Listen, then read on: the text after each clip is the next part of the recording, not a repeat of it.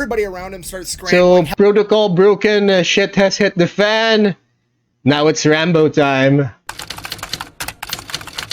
Countries neighboring Vietnam, like Cambodia. Roy Cambodia. Was part of There we go. SOG. Okay, real quick, for those that don't know, MacV SOG. We're now going to fall into Pol Pot, the Cambodian killing fields, the genocide. Alright, let's see what happens there. SOG at this point in time is America's premier top secret special forces group. Okay, they take all the best guys from all the other special forces, the Army Rangers, the Marine Raiders, the Green Berets, the Navy SEALs. There we go. Their best guys, and they put them in this unit together as like no blue jeans. America's special forces Montagnard? No. dream team. Basically, they're the ones doing all the stuff that America's not doing. You know, this group is so secretive that nobody even knew that these guys existed until like 30 years after Vietnam. Okay, SOG, everybody thinks it stands for Special Operations Group. That's not what it stands for. It stands for Studies and Observations Group. And they did that on purpose because they wanted it to sound like some nerd shit. That way, if a politician or a high-ranking officer that wasn't supposed to be in the know read that on a document, they weren't going to ask any questions. During Vietnam, these guys had a 150-to-1 kill-death ratio. For every MacV SOG member that went down, 150 enemies went down first. And they do all kinds of different crazy stuff during Vietnam, but when Roy gets linked up with them, they're working in Cambodia. Okay, real brief, oversimplified version of what's going on here. You have the again, we have this spillover to Cambodia, Pol Pot, the killing fields, genocide. Well, let's see how the Fat Electrician, or how he goes with his story. NVA, the North Vietnamese Army, and they are trying to supply the Viet Cong, the guerrilla fighters in South Vietnam, with a bunch of supplies. Now, they have two options. They can punch through the front line, fight through all the American defenses to deliver these supplies. They can't do that, so or circle over to Cambodia. Just cut right over into Laos and then travel through this neutral territory with no resistance, and then travel into Cambodia, more neutral territory with no resistance, penetrate way past all the American front lines, deep into South Vietnam. Yeah, they circled over to Cambodia. And drop off all the supplies. Okay, and to be fair, that's a brilliant plan because there's not a whole lot America can do to stop it, right? Because the only thing America really can do is to send their troops into Cambodia and Laos, and that's not going to be a very popular idea considering that most of America's mad that they're in Vietnam in the first place. They're definitely not going to support invading two more countries. So see, here's the thing. I remember this other article about with regards to public sentiment about the Vietnam War, but there was also a lot of support with regards to the whole thing because they didn't want communism to win. But now that they lost, I feel like we're bordering on just propaganda now, or trying to come up with excuses as to why or how America lost. But other sources would provide that there was actually a lot of public support for the war in Vietnam. It just so happens they lost, so now they're telling us that one of the main reasons why the America lost in Vietnam was because of public support. But what exactly is the real reason? But anyways, I'm just trying to say that other sources would provide that there was actually a lot of support for the Vietnam War stateside. And right now, some people would simply say that no, actually, there wasn't any support. That's why we lost. So, guess we will never know.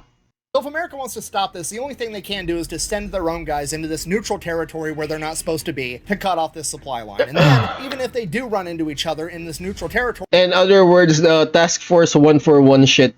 Or it just turns into the Spider-Man meme, right? Hey, you're not supposed to be here. No, you're not supposed to be here. And then everybody's just as guilty of breaking the same rules. It's a really good plan on their part. Okay, but here's the problem with this whole thing. America cares a lot more about not getting caught in these neutral territories than the North Vietnamese do. Because of this, the Americans are only sending in very, very small groups of men, like 12 guys or less, whereas the North Vietnamese are sending in entire companies. They're sending in hundreds of guys. So this makes it impossible for the Americans to directly confront. And they only had like a single division. So rather the NAVSOG guys, they start stalking them. They start tracking them down and following them, writing down what their most commonly used paths are, what they're dropping off, where they're dropping it off. They try to memorize all their different routes. They try to figure out anything and everything they can about their operations inside of Laos and Cambodia. So that goes on for a while, and then somebody gets the bright idea of like, hey, we know where all the enemy's ammunition is. What if we just brought a bunch of defective ammunition that blew up when they tried to fire it, and then it would not only A, take care of some of the enemy troops that got messed up up from, you know, a howitzer round blowing up or ammunition blowing up or defective ammo, and they go and try to get into a firefight, then the Americans are guaranteed to win. There's that aspect, but then there's also the psychological aspect of the enemy isn't going to trust their own supply line anymore. So then that goes on for a little while, and then eventually the North Vietnamese and the Viet Cong figure out that the Americans are doing this, so they start sending out their best guys, their equivalent of MAC-VSOG, and they send them out into these neutral territories to try to hunt and kill the American MAC-VSOG operators. Because of that, the MAC-VSOG casualty rate goes up, and at one point it was actually— Alright, so we've got hunter-killer teams going at each other in Cambodia.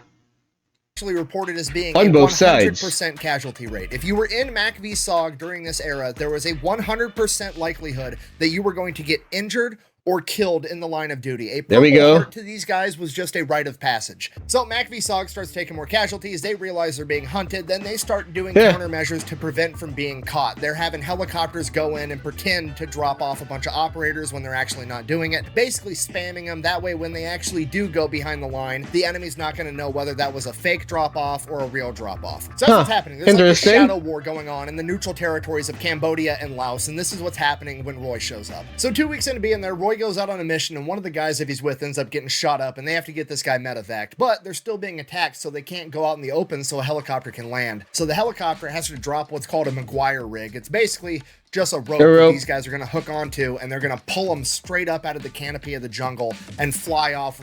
The Maguire rig. Can someone please put it down in the comments if Maguire was the name of the guy who came up with this technique? Or if Maguire was the name of the first guy that got pulled out of combat because of this particular technique. With them dangling underneath the helicopter like some badass Pinocchio. Now, usually when you do this, like you can see in this picture, you're stacked on top of one another on the same nylon rope. But for some reason on this day, they dropped 2 nylon ropes. Roy hooked the other guy that's injured up to one, and he hooked himself up to the other. And Roy probably didn't even realize that there was 2 ropes. He just saw a bunch of nylon rope everywhere. He hooked both of them up, and they were going to take off. So they get pulled up out of the canopy. They take off headed towards camp. But because they're each on a different rope, the ropes end up getting crossed, and the nylon ropes start rubbing together. And when nylon rubs up against nylon, it melts. It will snap. So these ropes are going to end up snapping, and Roy and his buddy are both going to fall to their death unless they can land and get this figured out. And they can't land because they're still being shot at. Now, luckily for Roy and the other guy, the belly man in that helicopter was another one of Roy's friends, a sergeant by the name of Leroy Wright. And he noticed what was going on, and he ties himself off to a 3rd rope and lowers himself out of the helicopter in between the other 2 nylon ropes, allowing his body lots of heroes on that helicopter weight to untangle the ropes as he lowered himself down, saving all 3 of them. Knife to a gunfight. 2 days after that, Roy wakes up in his cot. Time to go get breakfast. He heads off towards the chow hall. He's making his way there, and everything just starts scrambling. There's radio transmissions coming in saying it's a Daniel Boone tactical emergency. Daniel Boone is the name of the operation in Cambodia. You're not supposed to be saying that over the radio, period, which means that shit has really hit the fan somewhere. Everybody around him starts scrambling. So, protocol broken, shit has hit the fan. Now it's Rambo time. Helicopters start going out, and helicopters start coming back in all shot up with injured men on them, and Roy goes up to one of these helicopters trying to figure out what's going on, and the door gunner in this helicopter falls out, and it's a 19-year-old kid that Roy remembered they just celebrated his birthday like a week ago, and this kid falls into Roy's arms and dies on the spot. Roy asks the rest of the helicopter crew what's going on, what's happening, and they tell him that there's a team out there that's getting overrun by hundreds of NVA. So Roy continues to ask him what team, who's out there. Wait, this was happening in Cambodia, hunter-killer team getting run over by NVA regulars? In Cambodia? Which side of the border? You will never know. Did you pick them up? Are they here now? What's going on? And they go, no, we couldn't get close enough to pick these guys up. They were so overrun, and we were taking too much fire from the helicopters. We don't know who it was, but it was the big black dude that saved you the other day. And Roy immediately knows. They're talking about Leroy, and his entire team is still out there. So Roy asks them, are you going back out there? And they said, yeah, we're going to go back out there, but we're not going to be able to land. The only thing we're going to be able to do is drop ammunition out of the helicopter above them so they have ammunition to keep fighting. And to Roy Benavidez, it sounds an awful lot like somebody needs help. And with that, he runs over, grabs his medical bag, jumps in the helicopter, and they take off. A couple minutes into the flight there, Roy realizes that in his hurry to run and grab his aid bag so that he could help, he made a mistake. A really, really big mistake. He forgot his rifle? Gun. God damn it! He is now in a helicopter flying into combat with no gun, no food, no water, no grenades. He literally has an 8-inch recon knife and his aid bag, and that is it a K-bar Despite knife? that, Roy is still determined to help these guys. So they get there, they drop the ammunition out of the side of the helicopter on top of these guys, and then they fly off. And Roy says, "Get me as close as you can and land this helicopter so I can There jump we go. out." And Action they get him time. like 100, 150 yards away from where this team is injured and pinned down. And Roy jumps out of the helicopter and starts running towards them. He makes it 10 steps, gets shot, drops him. He got shot in the leg. He tells himself that he tripped and landed on a thorn bush, and he's not actually shot, but he knows he's shot. He keeps running towards him, and he makes it another 50 yards, and he gets shot again. This time, it's a glancing blow to his helmet. He doesn't know that yet. Maybe he got shot in the head.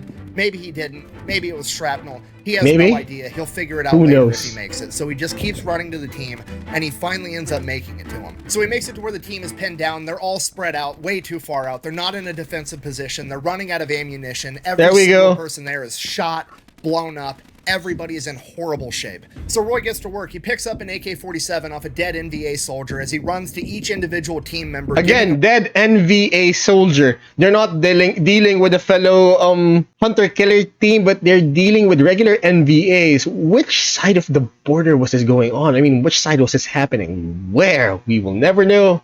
Remember, boys and girls, in war, the first casualty is truth. And yeah. morphine, whatever medical aid he can, and then dragging them over to this anthill, this big pile of dirt, to get them in this defensive position where they're actually semi-close together and they can start fighting back. Roy ends up making it to the guy with the radio, and he's like, "This is Tango Mike, I've still got men on the ground. I need to get these guys medevaced. I have green smoke grenades. I'll pop them so you know where we're at." Well, the helicopters They are on can't their way. get any Roy keeps closer. going and getting more guys and dragging them back to the anthill, giving himself and everybody else morphine. The helicopters finally show up. The door gunners lay down suppressing fire, and Roy starts loading up the guys at the anthill onto the helicopter, but he still has more men out towards the bush line that he hasn't been able to make it to yet. So he gets all the guys on the helicopter, and then he tells the door gunner, "Hey, we still have men over there. Cover me." And Roy takes off running next to the helicopter. So that as the scene from, helicopter is gliding next to him, and him and the door Tropic gunner Thunder. are returning fire into the wood line, trying to make it to the other men. So Roy and the helicopter make it to the last guy that Roy knows of, and it's not Leroy. So he asks this guy, "Where's Leroy at?" And that guy points him towards the wood line and says he got hit back there, and he's got a bunch of confidential, classified information on him. So Roy There we go. Classified. So they're in the Cambodian side. If he's got classified information with him, so he's gonna reenact the Forrest Gump scene, or they're going to inspire the Forrest Gump scene. Forrest Gump wasn't out yet. decides that he's gonna go get it. He takes off running towards where this guy Or technically, according to that film, Forrest Gump was simultaneously happening. pointed him out in the wood line, but the helicopter can't That was Vietnam, right? It's been Forrest Gump fought in Vietnam, right? Oh yeah, it's Vietnam. follow because it can't get that close to the trees. So the helicopter door gunner continues to lay suppressing fire while Roy runs into the tree line and finds Leroy's body. He gets all the classified intel off Leroy's body, and then he begins dragging Leroy's corpse towards the helicopter. Okay, because he at least wants to no. bring his friend's body home. Leroy's and then gone. he gets shot in the back. As we all know, it's always darkest right before the dawn, but as He we got also shot in the all back. know, sometimes it's darkest right before it gets even fucking darker. After being shot, Roy turns around, realizing he's not going to be able to bring his friend's body back with him, and starts running towards the helicopter. And then he sees the helicopter pilot get shot through the window as the helicopter spins out of control. There we go. Crashes. Roy makes it to the crash site, and everybody there that survived is pretty much ready to call it a day. They've accepted the fact that they're about to die, and Roy hasn't. He starts dragging everybody, getting them away from the burning helicopter and getting them into another defensive position so that they can fight back. He's going and getting AK-47s off of dead NVA soldiers, getting these guys guns. He has guys that can't even see. They're missing eyes, and he's just telling them, shoot that way. Under Roy's leadership, they start fighting back, and Roy starts calling in airstrikes, F-111s, There we go. F-4 Phantoms, gunships, anything and everything they have, and they just start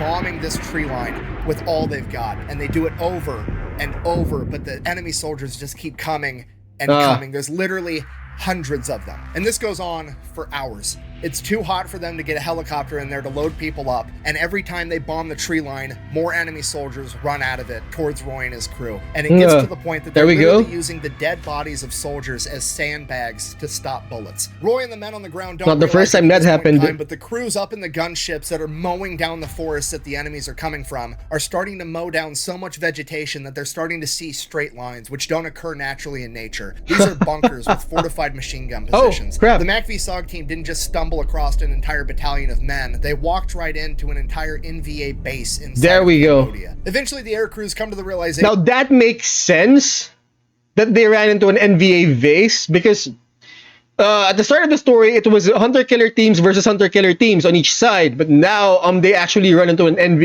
NVA base, NVA regulars. That with this base, I mean, they're not going to give it up. They're definitely going to fight for it.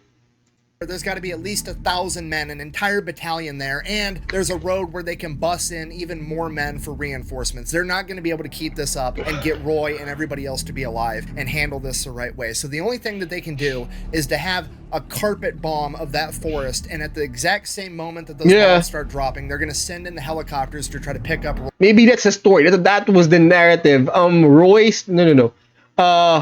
Leroy's team. Leroy, right? That was the name of his friend, the one that just passed away. He was there. They were there to steal or collect intelligence, and now they got pinned down because they literally stole the intel from an NVA base. Roy and everybody Makes sense. else. So a group of A-37 super tweets bomb the tree line as a Huey comes down, and Roy starts helping to load these men into the helicopter. Some of them have lost so much blood they can't even pick themselves up. And while this is happening, the North Vietnamese soldiers rush them. They're coming straight towards the helicopter. They can't let them go. Roy's trying to load the men on while firing back. The door gunner's returning fire, and one of them ends up making it to Roy, and for some reason, whether he was out of ammo or whether he was trying to take an American alive, he hits Roy in the back of the head with the buttstock of his rifle. Roy falls down, and then he swings it again at Roy's face, dislocating his jaw. Roy, somehow still conscious, gets up, starts trying to wrestle this guy to the ground. He lost his gun. All he has is his recon knife, and this guy's got his rifle with a bayonet on it. And the enemy soldier goes to lunge at Roy with the bayonet, ends up cutting. That's a popular thing or theme in the Vietnam War, that we've got soldiers with AK-47s still charging with the bayonet. Doing a banzai charge. Wonder why that's a recurring, or the way that's a common theme. What was the name of that other film? We Were Soldiers 1, Mel Gibson. We Were Soldiers once. There was this particular scene where an NVA regular with a bayonet tried to run at him with a bayonet. The soldier wasn't successful, but still, why? And guess what? They're holding AK-47s, one of the most well-known rifles that's been never known to jam. Or it's known for its reliability of not jamming despite mud, blood, heat, water, or whatever. So I wonder why that's still a recurring theme of people doing a banzai charge with a bayonet. Anyways. Roy's arm, and then Roy lunges at him, misses. The enemy soldier lunges back. He ends up stabbing Roy in the stomach with the bayonet, and Roy ends up getting to him with the recon knife, stabbing him in the chest and killing him. Roy pulls out the bayonet, can't get his recon knife out of this guy's chest, and he's now holding his intestines in his stomach with one hand. At this point, Roy's right next to the helicopter, and he's looking right at it. He should get in the helicopter, but he turns around away from the helicopter, and there's 2 Americans still out there returning fire that are able to fight. They're just not able to walk. And Roy runs towards them. Roy gets there, picks up the one that can't walk entirely, and starts helping to drag him towards the helicopter. There we go. And the other guy Forrest Gump reference. Can't crawl, but he can't walk. So he literally starts walking on his knees using an AK-47 like it's a crutch. They get to the helicopter. Roy helps load them in the helicopter, grabs the AK-47 that the guy was using as a crutch, turns around again and starts shooting at NVA soldiers that are charging towards the helicopter as the injured men behind him literally grab Roy and drag him into the helicopter as they take off. As it becomes clear to absolutely everyone that Roy Benavidez did not just bring a knife to a gunfight. The communists brought an army to a Roy Benavidez fight and still couldn't. After saving all the surviving members of the original MAC-VSOG team and the first helicopter crew. Through 6 hours of combat, Roy has sustained over 37 different life-threatening injuries. That's retirement, right? That's a ticket home. 20 shrapnel wounds. He has been bayoneted and he has been clubbed. And after being dragged into the helicopter, he finally loses consciousness. Just a flesh wound. His next memory is being literally waist deep inside of a body bag as an American medic is zipping it up. His eyes are caked with blood and he can't open them. He can't talk to the medic because his jaw is dislocated and he's lost so much blood that he can't move. And from the medic's perspective, he doesn't even realize that Roy's an American because he's Hispanic. He's got the same skin tone as a North Vietnamese, and Roy's body is literally laying on top of would have been too dirty to recognize the uniform. That in Roy's fog of morphine and adrenaline, he loaded into the helicopter because he didn't want to leave anybody behind. Roy can literally feel the teeth on the zipper closing as it gets closer and closer to his head, and once the zipper reaches his neck, somebody stops the medic and says, "Hold on, that's Benavidez." That's Benavidez. Instructs the medic to double check and make sure that Roy is actually dead. And the medic argues with him, and Roy's buddy says, "I don't care, double check."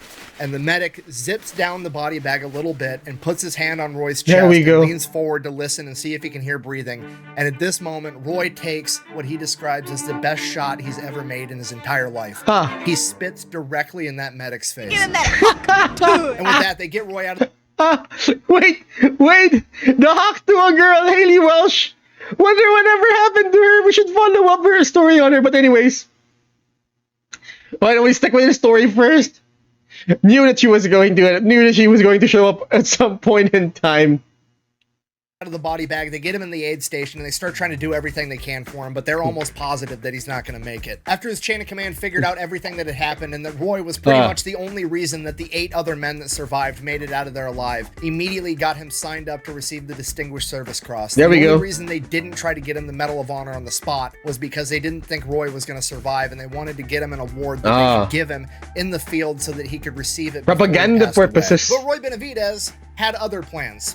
He doesn't pass away. Instead, he recovers. And not only does he recover, he yet again refuses to get med boarded out of the army. There we go. Why not? He continues to serve an additional 10 years in the United States Army. He wanted his retirement. They try to get him awarded the Medal of Honor because if anybody deserves it, it's this guy, right? Yep. But for some reason or another, it always ends up getting rejected, and it gets rejected again of and course. again and over and Is over. It because he's Hispanic? His Medal of Honor. But there's nothing that Roy or anybody else could do. For some reason or another, the committee in charge of awarding the Medal of Honor simply did not want to give Master Sergeant Roy Benavidez the award that he had earned. Why so not? The only thing he could do. He just kept on keeping on. So he went on, served throughout the military until 1976 before finally retiring as Master Sergeant Benavidez, there we go. The recipient of the Distinguished Service Cross. As Roy retires, there was another press push about how incredible he was, wondering why he didn't earn the Medal of Honor, and this ends up connecting him with one of the men that he had saved that Roy actually thought had died. And this man gets a hold of Roy almost 12 years after the fact, and he tells Roy that he's going to write up everything that he witnessed and send it into this committee again. Nice. And yet again, even despite all this new information, the committee in charge of awarding the Medal of Honor rejected Still said no for some reason. And then they realized what they were doing wrong. They were telling the whole truth. They were saying that Roy hopped in a helicopter, flew into Cambodia. All right. So that's why it kept getting rejected. The story was so unbelievable that they weren't going to go for it. Save a bunch of MAC-VSOG members. And as far as the U.S. government's concerned at this point the MAC-VSOG didn't exist. The mid-80s, MAC-VSOG, A, doesn't exist, and B, if it did, it definitely would not be operating in a neutral territory like Laos or Cambodia, because that was against They were in Cambodia. I can neither confirm nor deny details of any operation without the Secretary's approval. There we go. So the politicians and the bureaucrats in charge realize that if they give Roy the Medal of Honor for saving they're gonna have to admit that in Cambodia, things were happening that weren't supposed to be happening. Okay. There could be political backlash, and they're not going to metaphorically stick their necks on the line just to give Roy what he deserves. It was illegal. The fact that Roy put his entire life on the line for in that. something so illegal. They redo all the paperwork. They jump through all the hoops to try to get Roy the Medal of Honor again. And this time, rather than saying that Roy's courageous actions occurred in Cambodia, it happened in Vietnam. It happened to the west of Lock-In Airfield, which is where Roy was stationed. They just didn't bother to say how far west. And once you know it, it gets approved. Roy Benavidez received the Medal of Honor in 1981 from President Ronald Reagan, 15 years after the fact. After getting what he had earned, he finally gets to go home with his wife and kids and enjoy his retirement for all of like a year and a half. Because on a random day in 1983, he receives a letter in the mail from the US government informing him that he would not continue to receive his veterans disability benefits from his injuries that he sustained during the war. And Roy's not. Why? Oh wait, is it because it wasn't service related? Because technically he was doing things in a place that wasn't supposed to be happening, yet he was part of a unit that supposedly didn't exist? Is that what happened? Not having it. He goes straight to the media, starts putting out press releases and giving interviews talking about how ridiculous this is and putting political pressure right back on the politicians. And wouldn't you know it, a couple weeks later, the US government comes out with a statement of like, oh, hey, we're sorry that we're doing this. We haven't been handling it appropriately. We're going to continue to do it, but we're going to do it in a more humane way for everybody involved. And while I can't prove this, I'm willing to guarantee that Roy Benavidez got the notification of like, oh, sorry you got that letter. Obviously, this doesn't apply to such a high profile person that's got enough leverage to be a pain in our ass. But anyone else but it's still going to keep on happening to everyone else that isn't high profile enough. Here's your benefits, but we're going to go ahead and fuck everybody else. And Roy wasn't going to allow it. He came out and said that if they can try to do this to him, he can't imagine what they're going to try to do to everybody else. Everyone else, so he's fighting for not only himself, but for the other 350,000 veterans that were getting their benefits cut, right? Because they need help too. And Roy's gonna help him. So he keeps pushing and putting more pressure on the US government. Basically just comes out and says, hey, the same Ronald Reagan administration that gave me my Medal of Honor is now telling me and a bunch of other veterans that we're not good enough for the benefits that we earned. And with that, he finally gets to testify in front of the House Senate Committee in charge of this entire operation. Definitely high profile enough for that. The entire thing down, preserving the benefits for 350,000 veterans. And with that, Roy Benavidez could finally go home, enjoy his retirement, and live happily ever after. So, in conclusion, there we go. When somebody needs help, you help. The headband. And for the love of God, the fact that somebody renamed Fort Bragg M16, A1. No, this is the original M16. Fort Liberty and not Fort Benavidez instead. Fort Benavidez. It's got a nice ring to it. Is borderline criminal. Thank you for watching. Best way to support the channel is go buy some merch over at thefatelectrician.com. Quack bang. Out. Bye! Thank you for watching, guys. Now, if you want me to check out other stories here on YouTube, please let me know in the comments. We upload every Monday, Wednesday, and Friday at 12 p.m. Eastern Standard. Please like, share, subscribe, do the whole notification button thing to help me out with the algo. And don't forget to check out our Twitch channel where you can catch me do this live. Now, class dismissed.